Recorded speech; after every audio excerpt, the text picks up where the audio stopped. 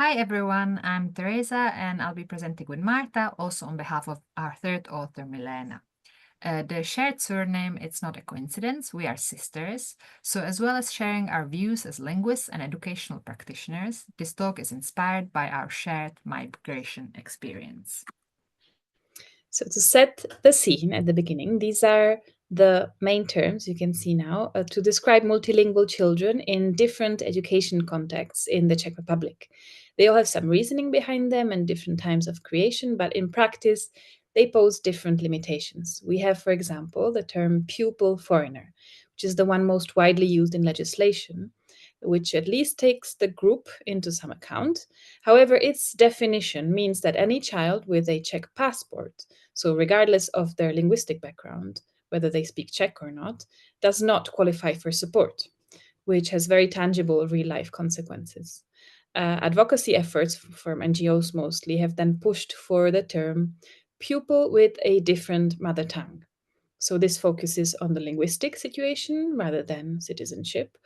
It, however, poses the questions of A, what mother tongue means as a concept, the need to define which language is one's mother tongue, and not to mention it assumes that a child only has one mother tongue. So then there's the term multilingual pupil, which we'll mostly be using, and we like it because its formulation is not deficit based. It focuses on positives and potential.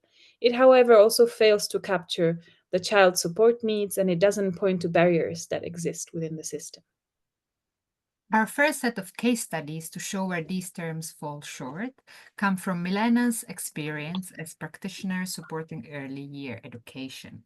She often got contacted by teachers who were asking for help when multilingual children were not participating and engaging in school activities, and they were set to experience issues in their so called integration processes. Guidelines at that time were to just simplify activities, use visual tools, and just focus on expressing solely in Czech, even if just in basic terms. Two examples. On one hand, we have Lou, a 5-year-old born to a Vietnamese family who attended nursery for 2 years without speaking at all to teachers or other children. And she wasn't allowed to use any other language than Czech, despite the fact that there was another child fluent in Vietnamese and Czech, as there is a big Vietnamese community. On the other hand, we have Elio, a 3-year-old born in the Czech Republic to an Italian Czech family, fully bilingual, who started his phased introduction to nursery with his Czech-speaking dad. But after an initial week of struggles, Elio himself formulated the need of having at least one adult who spoke Italian present at the nursery with him. So, taking a different approach to the children's linguistic repertoires, here are some suggestions that Milena and her team made to the teachers. In Lou's case, it was the possibility of her to express herself in Vietnamese, which gave her some satisfaction from expression and experience some sort of success in task, and also the possibility to talk with other children who shared the same language, which resulted in her getting a lot of peer support from the other child who spoke Vietnamese.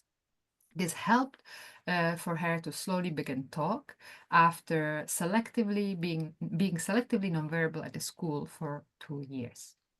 In Elio's case, his needs were taken very seriously, and his Italian-speaking mother joined him for the phase introduction, and the teacher was also encouraged to label a few objects in the nursery with Italian names, which resulted in Elio's joy of sharing his other language with the other children, and Elio started engaging independently in activities. So overall, the suggestions were to work with the full linguistic repertoires of children without assuming hierarchies or oppositions between these languages, and to soften the boundary between mother tongue and language of instruction, as well as making children's languages present in the space. So the main point that emerged for us was that only when a child's well-being needs are fully met can they engage in learning and socializing and using their skills.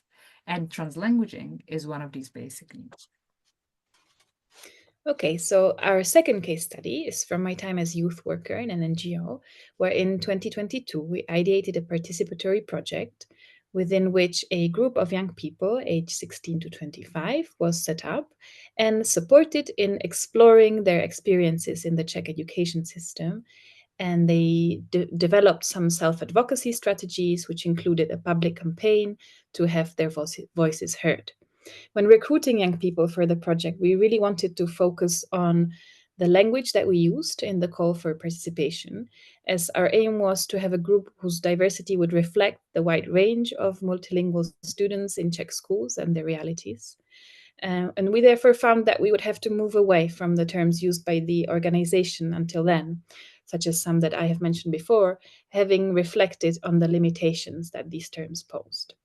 The terms we ended up using were young people whose families have roots in different countries, or young people whose families or they themselves have migration experience, or young people with various roots. So we purposefully used words like roots and experience that could be interpreted in many different ways. So we then have Zola, who is 17. She was born in the Czech Republic from parents that migrated there from Mongolia, and she feels her strongest language is in most areas is Czech. She ended up taking part in the project.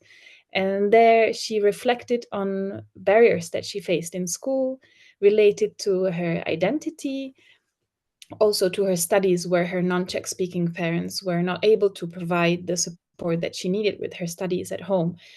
However, she did not get any support from the system because she has Czech nationality. She also later reflected that she wouldn't be sure which language she would define as her mother tongue, as this was something that changed during different times in her life. Our main observations from this case study is that when we use less rigid terminologies, more young people saw themselves reflected, and this encouraged them to share their experiences and seek support and opportunities which they wouldn't have otherwise. And also by offering several descriptions and examples that were non-stationary, not either or, and not fully defined, we showed that no one definition is correct by default, which is also something that the young people had not seen before. And also this more fluid terminology helped us to connect to related issues that were beyond language, such as identity and belonging. So all part of young people's overall well-being, which was very important for us to cover and which also supports learning. So, in conclusion, we therefore ask and reflect on the following. Instead of choosing from existing terms based on monolingual perspectives, shouldn't we seek new creative ways to describe our much more fluid reality? And how can we talk about linguistic repertoires taking into account things like self-identification, changes over time, and fluidity that reflects today's migration patterns and individual linguistic situations? And shouldn't we rethink the global idea that every child has the right to education in their mother tongue, which we of course agree with, and rather think of every child having the right to use their full linguistic repertoires in education in a meaningful way to them?